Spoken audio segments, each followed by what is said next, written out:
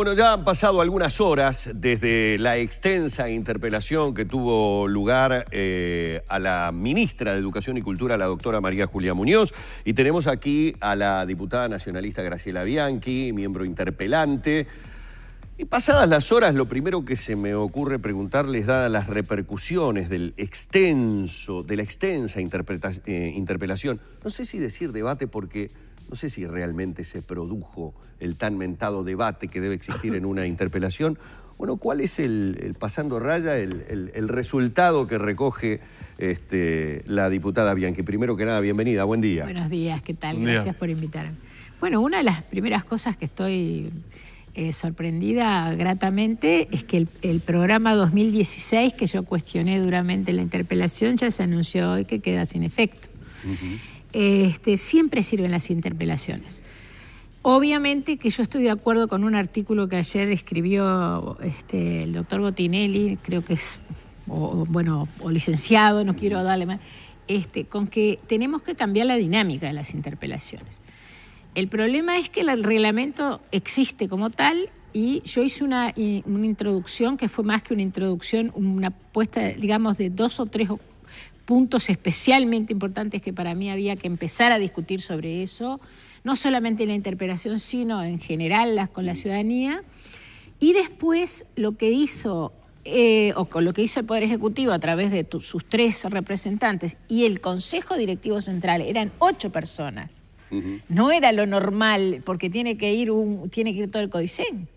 Fue no darme interrupciones, que eso cuando pasa a las manos del interpelado, el debate, uno normalmente pide interrupciones y el interpelado lo da de la misma manera que lo doy yo. Bueno, no me dieron interrupciones y hablaron 8 horas de corrido, Neto solo habló 3, leyendo documentos que tenían escritos, que nada tenían que ver con lo que yo planteé, o muy poco tenían que ver con lo que yo planteé, a pesar de que mandé la moción, y después al final sí hubo un debate, porque yo contesté todas y cada una de las afirmaciones que cuestioné de la larga intervención del Poder Ejecutivo y del Consejo Directivo Central. Claro, lo deseable sería, o sea, en este caso es los titulares de cada uno de los consejos van claro, a esta instancia y el interpelante y los distintos preguntan, saben sobre tal o cual tema. Claro. El tema es que en este caso las intervenciones fueron muy extensas. Usted también arrancó la interpelación y se fue hasta la 1:30 de la tarde. Bueno, a ver, yo probablemente sí, yo hago una autocrítica, no tendría que haber. A mí me recomendaron no hable más de 1 hora, 1 hora y media. Hice todo lo posible, porque miren que hice una síntesis muy abigarrada de los temas que planteé, que fueron temas de fondo. Porque yo realmente... ¿Por qué no hizo preguntas? Hice preguntas, ¿cómo que no? Esa es la picardía que para justificar. Porque decían que la diputada Bianchi no había hecho preguntas. Bueno, dicen muchas cosas. Yo hice la pregunta que para mí tenía que hacer. Sí. Yo ya hice preguntas, hace 1 año y medio que vengo haciendo preguntas, 23 veces fueron a la Comisión de Educación y Cultura las autoridades y la ministra también, Yo puse los biblioratos desde arriba, nunca contestaron nada, y las preguntas no las contestan tampoco. Entonces yo lo que hice fue, en acuerdo con los asesores, no trabajo sola, más allá de que yo soy la que pongo la cara. Bueno, a ver, este es el panorama.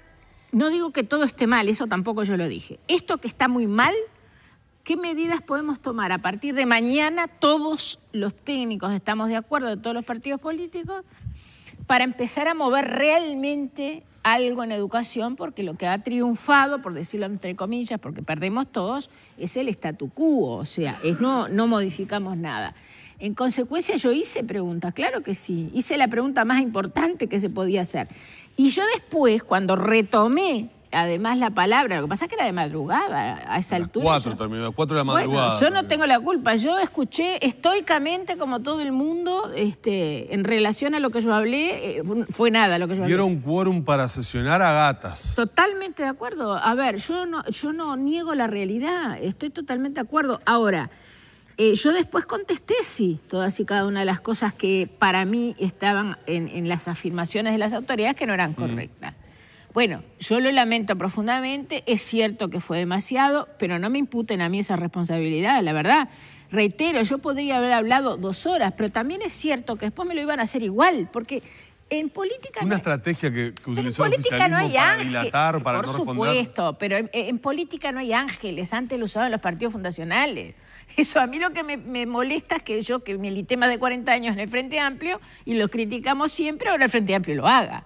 Eso yo no lo puedo entender. Pero digo, es una estrategia. Si yo no aprovechaba desde el comienzo a poner 4 o 5 cosas fundamentales sobre la mesa de las que nadie habla, y los técnicos sí hablaron, y además yo soy una mujer política. Yo consigo que gran parte de los problemas en educación tienen un origen político. Entonces me parece que hay que decirlo en el ámbito, poner la pica en Flandes.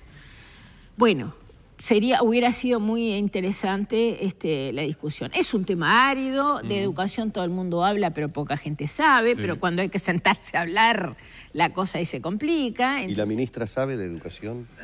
No, yo lo he dicho reiteradamente, la señora ministra no sabe de educación, no solamente porque es médica, hemos tenido ministros de las más variadas profesiones, pero por sus historias anteriores, por sus trayectorias, qué sé yo, la doctora de la Reta era abogada, pero sabía mucho de educación. Bueno, la señora ministra ocupa un papel político del reaseguro del pacto entre los dos sectores del Frente Amplio que están en pugna.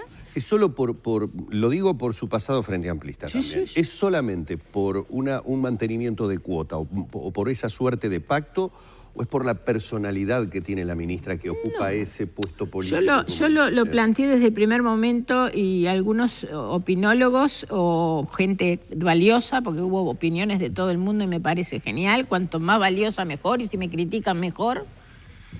El tema no es un asunto personal, el tema no es Muñoz ni Neto.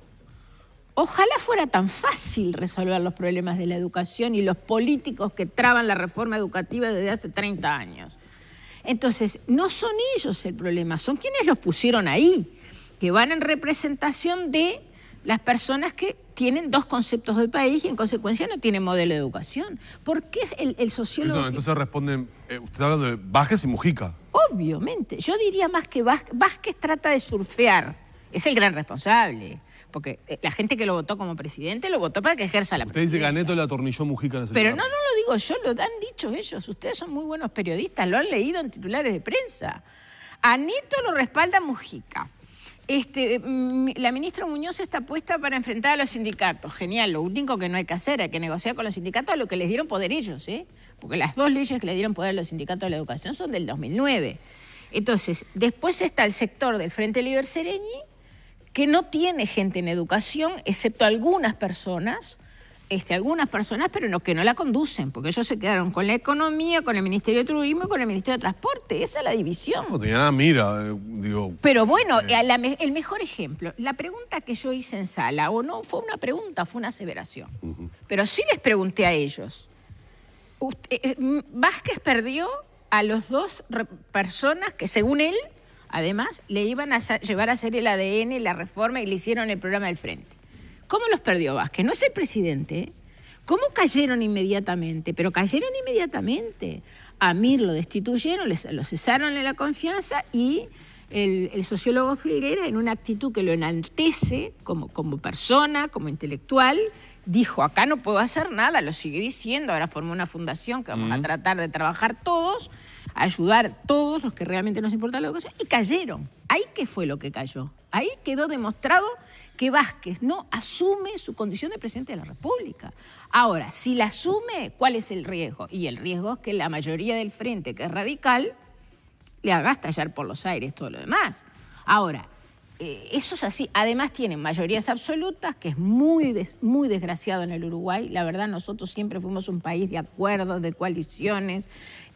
Realmente fuimos un país de acuerdo. Yo estando en el frente y siendo secretaria de bancada, muchas veces se votaba con blancos, con colorado y al revés. Pero en el contexto actual, si tuviéramos un parlamento con mayoría de la oposición, estaría todo trancado. No, porque la oposición nunca fue un partido regimentado, como es el Frente Amplio hoy, y me duele en el alma, porque cuando lo fundamos...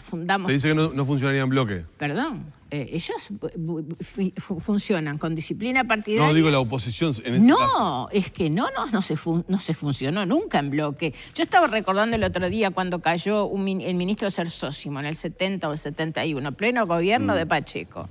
Cayó con 6 votos del Partido Colorado también. No, acá es que lo que pasa es que la mayoría absoluta y el voto regimentado asegura lo que ellos llaman la unidad de acción, que no es unidad de acción, es evitar que se partan. Porque mucha gente en la Cámara de Diputados, muchos legisladores, o uno les ve la cara o directamente argumentan en contra de y después votan. ¿Cómo hacen eso? Entonces, tienen un criterio además de partido único. En consecuencia, la verdad que a mí que me duele mucho porque fueron muchos años de trabajo, de militancia, como de mucha gente que me está escuchando, me está viendo, que queríamos otra cosa que lo que fue el Frente Amplio en el gobierno. Ahora, la educación no, por favor. Es la vida de nuestra sociedad, es la vida de nuestros hijos. Después hablamos de seguridad, después hablamos de... ¿Y cómo la paramos? Y la paramos con una muy buena educación. Ahora, doctora, usted comenzó este encuentro, esta entrevista, diciendo algo que me parece muy importante. Yo poco menos que creí que a horas de reflexión, después de una larguísima interpelación, de repente me iba a decir, y bueno, fue como una suerte de diálogo de sordos donde al final no hubo ninguna consecuencia y usted me habla de un cambio que se da, que se lo atribuye a esa interpelación. Es que nosotros venimos conversando hace muchísimo tiempo con los sectores que se preocupan mucho de la educación de los sindicatos, los que no perdieron la independencia de clase, los que no se convirtieron en oficialistas, y ellos están desesperados también. Y están los profesores y los maestros, sindicalizados o no, que están desesperados, porque ellos son los primeros que están trabajando en la trinchera y ven que se les caen. Los chicos en la escuela desertan menos, obviamente, pero no aprenden. Tenemos los resultados de las pruebas nacionales e internacionales que así lo indican. En secundaria están desesperados, los profesores sindicalizados o no. Hay que estimular a los docentes, hay que darle las herramientas para que ellos ejerzan realmente el profesionalismo que tienen. Entonces uno ve que les pegan todos, incluso a veces de la oposición. Yo digo, no digan esas cosas, porque ¿por qué vamos a responsabilizar a quienes también son víctimas de esta presión política que se está ejerciendo sobre ellos, que son los maestros y los profesores, los pocos que van quedando además? De todas maneras, de acuerdo a ese punto de vista, no se puede ser muy optimista en los años por venir, entonces, ¿no? Porque digo, no daría la sensación que si el tema pasa por allí, esto fuera a modificarse. Bueno, yo soy una persona sumamente realista, lo cual no quiere decir que sea estúpidamente optimista. Lo que yo creo es que la ciudadanía, que es la dueña del poder, porque nosotros somos meros representantes y desde el presidente de la República para abajo, todos los cargos electivos, somos representantes, que el presidente reaccione, le faltan 3 años todavía, es mucho tiempo.